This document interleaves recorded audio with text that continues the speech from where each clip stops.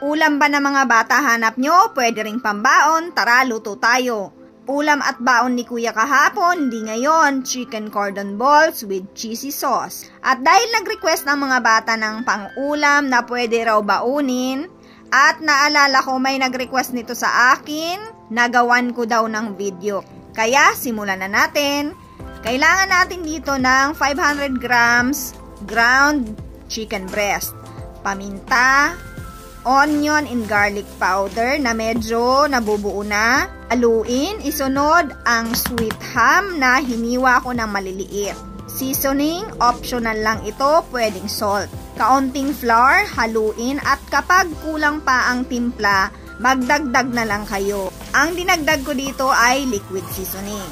Haluin ng mabuti at gumamit ng 1 tablespoon measuring spoon bilang panukat para pantay-pantay. Naglagay din ako ng cube cheese.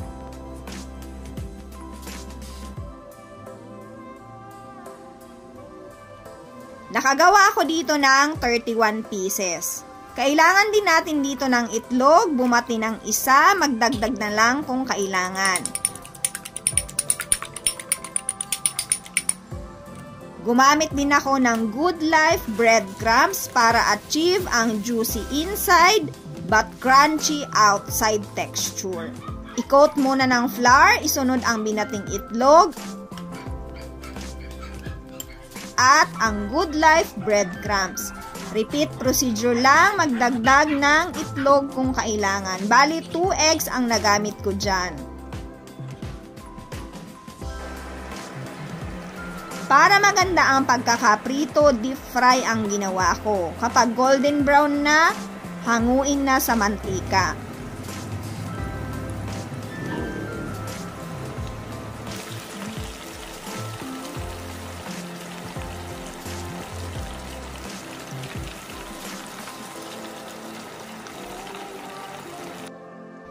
Simulan na nating gawin ang cheesy sauce ko. Pwede kayong gumawa ng sarili nyong sauce, pero itong sauce na to, paborito to ng mga bata.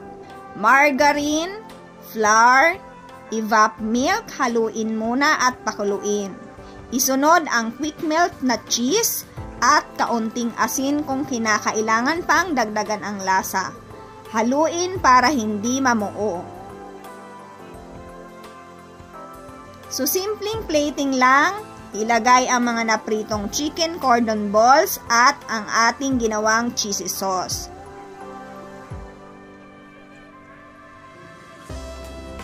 Budburan ng kaunting oregano at pwede na to. Sa totoo, habang ginagawa ko to, nagpapapak na ako.